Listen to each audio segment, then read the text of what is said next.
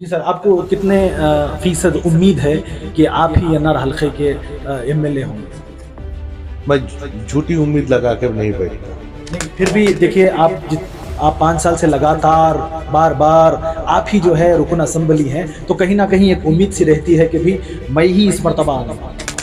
मैं कभी दावा नहीं किया है। मैं कभी दावा नहीं किया है। अल्लाह जब भी मौका दिया है खिदमत किया हूँ। अगर मौका ना मिले तो भी मेरा आखिरी सांस तक खिदमत का सिलसिला जारी अच्छा, रहेगा। आप अपने आप पे उम्मीद नहीं है, अवाम पे आपकी कितनी उम्मीद है? हर हमेशा देखिए, मेरे ऊपर जब जानलेवा हमला हुआ, ये उन्हीं लोगों की दुआओं का नतीजा है कि अल्लाह ने मुझे फिर से अना जान बख्शी। तो जब मैं अल्लाह का शुक्र अदा करता हूँ, इसी तरीके से अवाम जिसने मेरे लिए मेरे हक में दुआ की है उसके लिए भी मैं शुक्रिया अदा करता हूँ। अवाम अपनी दुआओं में मेरे लिए दुआएं की है और हर हमेशा करती आई है। उम्मीद हर कोई मेरे साथ है, बस। अस्सलामुअलैकुम, मैं अफसर मैसूरी। नाजरीन इकराम, आज शहर मैसूर में वाक़िए रुकन असम्बली अली जनाब अलहाज तनवीर सेठ साहब की रिहाइश गाह पर पहुंचे हैं। पिछले कई महीनों से रिफाहुल मुस्लिमीन एजुकेशनल ट्रस्ट को लेकर जो है बहुत सारी बातें, बहुत सारा चर्चा हो रहा था। कल जिस तरह 10 जनवरी था, उसमें जो है अवाम को एक उलझन थी कि 10 तारीख यानी 10 जनवरी को जिसकी नीलामी थी, जिसकी नीलामी का ऐलान किया गया था केनरा बैंक की जानिब से, उसको लेकर जो है उसी बात का खुलासा करने के लिए आज हम अली जनाब अलहाज तनवीर सेठ साहब, साबिक वजीर और रुकन असम्बली एनआर हल्का, आप पहुंचे हैं। आइए जानते हैं इसके बारे में इनको क्या मालूमात है। अस्सलाम वालेकुम रहमतुल्लाहि बरकातुहू। जैसे आप तमाम को मालूम है कि RMAT रिफॉल मुस्लिम एजुकेशन ट्रस्ट एक प्राइवेट इदारा है। इससे पहले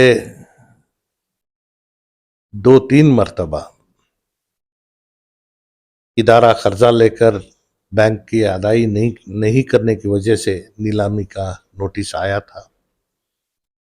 पहली मरतबा ईदगाह की जमीन को है ना गिरवी रखने का इल्जाम इदारे के ऊपर आया। उस वक्त हमने है ना औकाफ बोर्ड की जानिब से ईदगाह की जमीन को है ना बाहर निकालने में हमारी कोशिश, अल्लाह ने कामयाबी अता की। उसके दरमियान नीलामी रुक गई थी। फिर नवंबर 30 तारीख 2020 को फिर से नीलामी का जब तारीख मुकर्रर की गई थी, उस वक्त में अंडेशावली की जगह जिसका पूरी रकम RMAT के पास थी, उसके अवज में हमें जगह देने के लिए बोर्ड ने है ना रजिस्ट्रेशन के जरिए अंडेशावली की जगह तय कर ली थी। तो उस जगह भी है ना नीलामी में आने की वजह से शहर के बाज तंजीमों ने एतराज करने के बाद उस चीज को है ना, जिससे नीलामी उस वक्त में भी रुक गई। फिर एक बार जनवरी 10 2023 की तारीख मुकर्रर कर जब नीलामी की तारीख मुकर्रर हुई, लगातार बहुत सारे तंजीमें, फेडरेशन मेरे से राबिता की और मैंने RMAT के साथ राबिता कायम करने की कोशिश की। कोर्ट के जरिए नीलामी की तारीख कल 10 तारीख जो थी, कल सुबह कोर्ट की जानिब से इसका है ना मुंतफी कर इसी माह के 31 तारीख को है ना इसको है ना फिर से डाला है। इस दरमियान RMAT के सेक्रेटरी जनाब ताज मोहम्मद खान साहब और ट्रस्टीज जिसमें शौकत पाशा साहब, डॉक्टर मुनीर, प्रोफेसर सईद साहब 1 से 4 मरतबा मेरे से गुफ्तगू करने के बाद हमारी ये कोशिश है कि इदारे को फिर से एक नई शक्ल देकर कर्जा जो भी है, इस कर्जे की अदायगी करने के लिए बैंक के सामने वन टाइम सेटलमेंट की कोशिश करना है। क्योंकि मामला कोर्ट के सामने नीलामी को है ना रोकने की कोशिश, और दूसरी तरफ नए तौर से इदारे को एक जान भरने के लिए क्या कोशिश की जा सकती है, ये मुकम्मल तौर से पूरा ना होने की वजह से मैं आवाम के सामने इन बातों को नहीं रखा। उम्मीद है कि मिल्लत के खातिर, मिल्लत के तालीमी बहबूदी के लिए जो इदारे कायम हुए हैं, इसमें अल्लाह की जानिब से भी मदद होगी। कई सवाल हम मेरे सामने भी हैं कि पैसा जो कर्जा लिया गया था, किसकी इजाज़त से लिए, कहाँ खर्चा किए, इन चीज़ों को हम ज़रूर उसके ऊपर है ना तवज्जो के साथ जानकारी हासिल करने की कोशिश भी करेंगे। मौजूदा हमारे सामने जो मसला है, बैंक की नीलामी से बाहर आना है, तो इसकी कोशिश जारी है। मैं जो भी इसमें कोशिश किए हैं उनको मैं दिली मुबारकबाद देता हूँ। ये मुसीबत या फिर आफत हमारे सामने जो आई थी, ये सिर्फ चंद दिनों के लिए हमें एक राहत मिली है, मगर इसके दरमियान में हम बैठकर जो तय करेंगे और जिस तरीके से इदारे को पुरतौर से बचाने की कोशिश है, इसमें है ना कामयाबी के लिए अल्लाह से दुआ करता हूँ। जी सर, बहुत शुक्रिया। देखिए, एक और बात यहाँ पे सामने आती है, कल नहीं परसों हमने एक अखबार में देखा सर, बेंगलुरु से अखबार आके है, उसमें सैयद अकील अहमद साहब बाकायदा जो है पूरा इल्ज़ाम जनाब ताज मोहम्मद खान साहब सेक्रेटरी रिफाहुल मुस्लिम पर लगाए हैं सर, ये कहाँ तक ठीक है? नहीं, मैं इस मामले में कोई राय पेश नहीं करना चाहूँगा, क्योंकि ये एक इदारे का मसला है। अगर मामला आपस में बैठकर तय कर सही तरीके से कर लिए होते तो आज ये नीलामी का वक्त हमारे सामने नहीं आता था। बहरहाल 5 ट्रस्टीज आज मौजूदा उस ट्रस्ट में हैं। इन 5 लोगों की भी जिम्मेदारी है, चाहे वो डॉक्टर अकील साहब का हो या दूसरे दीगर जो ट्रस्टीज हैं। एक दूसरे के ऊपर तोहमत लगाने से, खुद सदर के नाते डॉक्टर अकील साहब से मेरी ये उम्मीद थी कि मामले को हल करेंगे। तो ये मामले में कौन किसके ऊपर उंगली उठा रहा है, कौन किसके ऊपर कीचड़ उछाल रहा है, ये मैं ना इन मामले में पढ़ना नहीं चाहता। बहरहाल मेरे सामने जो मुद्दा आया है, खुले दिल से मेरे सामने उनका मसला लाए हैं। ये इससे पहले भी मैं कहा था कि अगर RMET 1 कदम आगे बढ़ती है तो मैं 4 कदम आगे बढ़ूंगा। मेरे सामने आने के बाद ये मेरी जिम्मेदारी पड़ती है कि मेरे हाथ से जो हो सके इदारे को बचाने के लिए कोशिश मेरे तरफ से जारी है। जी सर, इस सारे मसले के दरमियान जो है कर्नाटका मुस्लिम वेलफेयर एजुकेशनल ट्रस्ट, उन्होंने बाकायदा मैसूर की अवाम को बेदारी करने के लिए बहुत सारी बातें जो है सामने लाई, उनको आप क्या कहना चाहते हैं? मैं किसी मामले के ऊपर है ना मैं यहाँ बात नहीं करना चाहता, चाहे वो कर्नाटका मुस्लिम एजुकेशनल ट्रस्ट हो या फिर है ना फेडरेशन ऑफ मुस्लिम एसोसिएशन हो या दीगर तंजीमें हो या शहर मैसूर या फिर रियासत कर्नाटक के दीगर इलाकों से है ना मुझे जितने भी लोग बात किए हैं, सबकी ये फिक्र है कि ये कौमी इदारा है, इस इदारे को बचाने के लिए किस तरीके से काम करें। बेदारगी पैदा करना या फिर है ना सच्चाई या है ना बातों को लोगों के जहन में डालना, ये अपनी जगह है, लेकिन मामले को सुलझाना ये अपनी जगह है। तो मामले को सुलझाने के लिए किस तरीके से हम कार्रवाई कर सकते हैं, क्योंकि मामला है हम पैसों का है।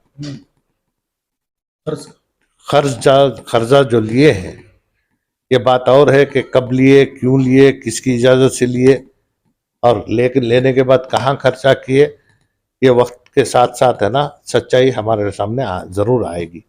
लेकिन मामला संजीदगी के साथ आज हमारे सामने ये है कि नीलामी से बचाकर इदारे को बचाना हमारा मकसद है। तो ये सारी दूसरी चीज़ें जितनी भी हैं, ये आने वाले दिन में है ना इसकी सच्चाई के ऊपर जो कार्रवाई करना है वो करेंगे। जी सर, एक और सवाल यहाँ पर यह भी आ रहा है कि श्रीरंगपटन जहाँ मस्जिद आला मौजूद है, वहाँ पर पिछले कई सालों से आप खिदमत गुजार वहाँ पर खिदमत कर लेके आ रहे हैं, मगर कुछ दिनों से जो है ये भी बातें सामने आ रही हैं, वीडियो सामने आ रही हैं और बहुत सारी चर्चा हो रही है कि आपकी पूरी कमेटी को जो है वहाँ से मुस्तरद कर दिया गया है। ये कहाँ तक सच है सर? देखिए, गुज़िश्ता 10 साल से मैं वहाँ पे खिदमत का अंजाम दे रहा हूँ। शहीद के दरबार के खादिम के हैसियत से मैं जो खिदमत अंजाम दे रहा हूँ, शहजादा मंसूर कोर्ट के सामने ये दावा पेश किए कि है ना, बाईलॉज के तहत 2 टर्म से ज़्यादा चेयरमैन कोई नहीं रह सकता। तो मेरे 10 साल होने की वजह से ये 4थी मर्तबा मेरी कमेटी बनी है जी। तो इसको लेकर है ना, वो जब कोर्ट में गए थे, हाई कोर्ट ने उनको ये मौका दिया कि है ना, आप ट्रिब्यूनल के सामने जाएं। इस दरमियान बोर्ड में बाईलॉज को है ना रद्दोबदल कर है ना नया बाईलॉज बनाया है। कोर्ट ने यह फैसला लिया कि जब मामला कोर्ट में है तो इस दरमियान बाईलॉज चेंज करने की क्या जरूरत थी। डिफेक्ट होने की वजह से कमेटी को है ना बर्खास्त की है, इसके अलावा कोई दूसरी चीज नहीं है। तो अल्हम्दुलिल्लाह आज जिस हालात से हम गुजर रहे हैं, इसके मद्देनजर मुझे जो जिम्मेदारी दी गई थी, उस जिम्मेदारी को है ना तादेर तक निभाने के लिए मुझे वहां रखा गया था। बोर्ड के सामने अभी मामला है, मामले को है ना बोर्ड जो भी फैसला लेगी, अल्हम्दुलिल्लाह उसके साथ हम काम करेंगे। रही दूसरी बात, मंसूर का ये वादा भी था कि है ना वो हज़रत टिपुल्तान शहीद रहमतुल्लाह अलैह के खानदान से ताल्लुक़ रखते हैं और वो कमेटी में रहना है। कोर्ट ने इस चीज़ को है ना मंजूरी ना देते हुए कहा कि है ना ये बोर्ड का इख्तियार है। मैंने उस वीडियो को भी देखा है कि किसकी इजाज़त से ये वफ़ में लाए, ये किए। औक़ाफ़ में जिन चीज़ों को रखा गया है, औक़ाफ़ से निकालने का मकसद यहाँ हमारा नहीं है। तो इस वजह से लोगों को गुमराह करना छोड़ें और इनके बातों में है ना बहुत सारी ज़मीन बेच दिए हैं या फिर है ना गफला कर दिए हैं। मैं आज चैलेंज करके बोलता हूँ, अगर किसी को है ना इसके ऊपर है ना किसी भी तरीके का इंक्वायरी कराना है तो कराएं। शहीद के दरबार में जिस तरीके से खादिम के हिस्से से हमने खिदमत अंजाम दी है, मुझे खुशी है कि शहीद ने मुझे है ना वहाँ काम करने का मौका दिया। और दूसरा, इन्होंने यहाँ तक भी कहा है कि तनवीर सेठ इलीगल चेयरमैन रहे हैं, यहाँ तक के अजीज सेठ भी है ना इलीगल चेयरमैन थे। इल्जाम लगाया। ये इन चीज़ों को क्या है कि लोगों में है ना बदगुमानी पैदा करना, गुमराह करना, और ऐसे वक्त में जहाँ है ना श्रीरंगपट्टना आज है ना पूरे रियासत में एक फिरका परस्त ताकतों का निशाना बन गया है। तो कौन सी चीज़ कहाँ करना है, कैसे करना है, ये देखकर अगर करें तो हमें है ना कि मुझे है ना कहीं भी इख्तिदार लेना या फिर वहाँ पे है ना वो हुकूमत चलाना मेरे बस में नहीं है। अल्लाह जहाँ भी मौका दिया है मैं काम किया हूँ। इनका ये वादा है कि कई इदारों में ये सदक़े हैसियत से काम कर रहे हैं, वहाँ पे भी कर रहे हैं जी। तो इस बुनियाद पर है ना कोर्ट ने है ना फैसला लिया है। तो ये बोर्ड का इख्तियार है कि चाहे वो फिर मुझे बनाए या और किसी भी बनाए, लेकिन औकाफ से बाहर तो ये नहीं जा सकता।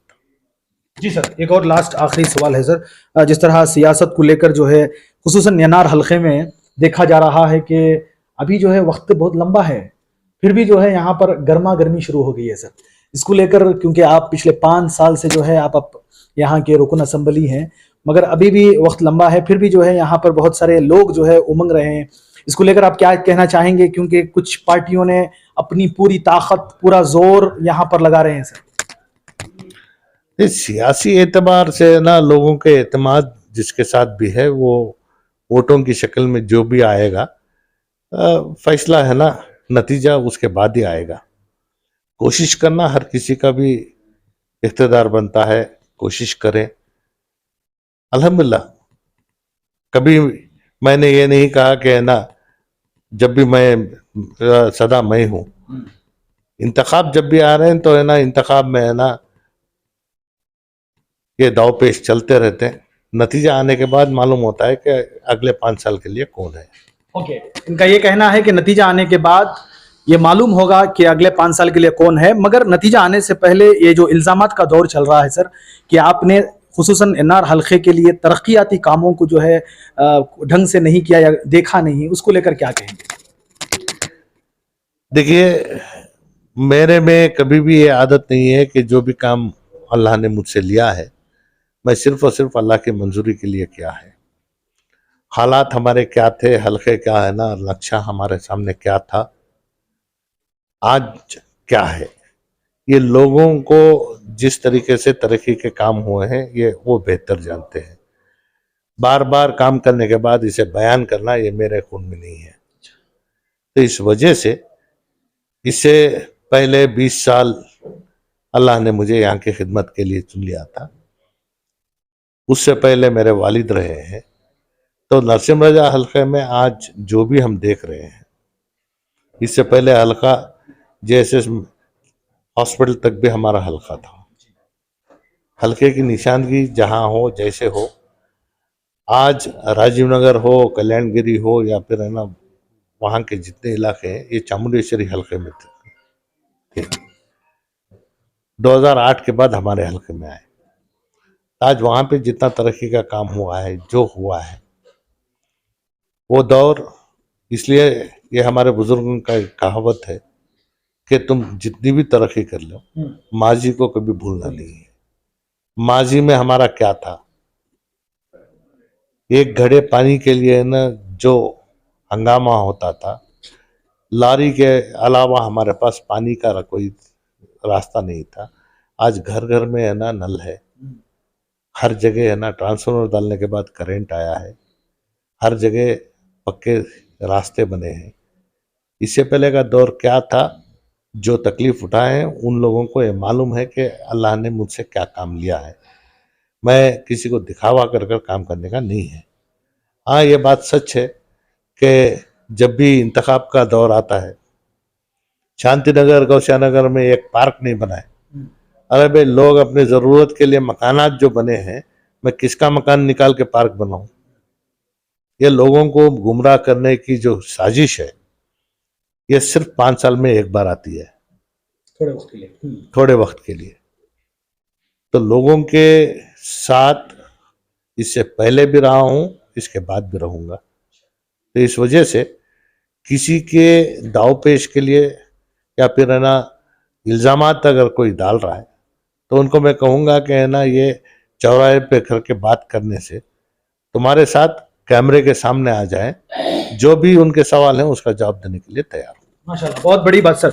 आपके कारकुनों में बहुत सारे कारकुन यहाँ पे बैठे हैं, जनाब इरफान पाशा साहब भी यहाँ पर बैठे हैं। पिछले दिनों जनाब यम रसूल साहब जो आपके कारकुन हैं, उन्होंने बाकायदा बुलवाकर जो है एक बड़ी तफसील बयान की, उसमें स्कूल्स कॉलेजेस वगैरह सब थे।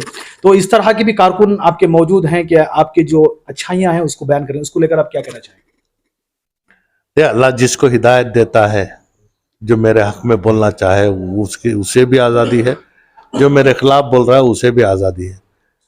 बहरहाल आवाम ये उन तक है कि सच्चाई लोगों के सामने है, लोग गुमराह नहीं होंगे, वो अपना फैसला हर हमेशा देते आए हैं। तो इंशाल्लाह उम्मीद करता हूँ कि अगर मैंने जो अल्लाह के रजामंदी के लिए काम किया है, अल्लाह मेरे काम से खुश है, तो मौका ज़रूर देगा। जी सर, आपको कितने फीसद उम्मीद है कि आप ही एनआर हल्के के एमएलए होंगे सर? मैं झूठी उम्मीद लगा के नहीं बैठता। नहीं, फिर भी देखिए, आप 5 साल से लगातार बार बार आप ही जो है रुकन असेंबली हैं, तो कहीं ना कहीं एक उम्मीद सी रहती है कि भी मैं ही इस मर्तबा आऊंगा। मैं कभी दावा नहीं किया है, मैं कभी दावा नहीं किया है। अल्लाह जब भी मौका दिया है खिदमत किया हूँ। अगर मौका ना मिले तो भी मेरे आखिरी सांस तक खिदमत का सिलसिला जारी अच्छा, रहेगा। आप अपने आप पे उम्मीद नहीं है, अवाम पे आपकी कितनी उम्मीद है? अवाम हर हमेशा, देखिए मेरे ऊपर जब जानलेवा हमला हुआ, ये उन्हीं लोगों की दुआओं का नतीजा है कि अल्लाह ने मुझे फिर से है ना जान बख्शी है। तो जब मैं अल्लाह का शुक्र अदा करता हूँ, इसी तरीके से अवाम जिसने मेरे लिए मेरे हक में दुआ की है उसके लिए भी मैं शुक्रिया अदा करता हूँ। अवाम अपनी दुआओं में मेरे लिए दुआएं की है और हर हमेशा करती आई है। उम्मीद हर कोई मेरे साथ है, बस। ओके, बहुत बहुत शुक्रिया। आप देख सकते हैं आज जनाब अलहाज तनवीर सेठ साहब के घर पहुंचे, जो रुकन असम्बली हैं एनआर हल्के के। वहां पर कुछ सवालात के जवाबात जो है बाकायदा उन्होंने तफसील के साथ दिया। और इसी तरह हमारी इस न्यूज़ चैनल को आगे ज़्यादा से ज़्यादा शेयर करें। और हम आज यहाँ ये भी कहना चाहेंगे, जो हक है, जो सच है, जो सच्चाई से काम कर रहे हैं, लोगों की खिदमत कर रहे हैं, आप अपना कीमती वोट उन्हीं को दें। और इसी तरह हमारी इस न्यूज़ चैनल को आगे ज़्यादा से ज़्यादा शेयर करें। और आप लोगों की क्या राय है अली जनाब अलहाज तनवीर सेठ साहब की बातों को लेकर, आप हमें अपनी राय कमेंट्स बॉक्स में ज़रूर पेश करें। तब तक के लिए अस्सलामु अलैकुम व रहमतुल्लाहि व बरकातुहू।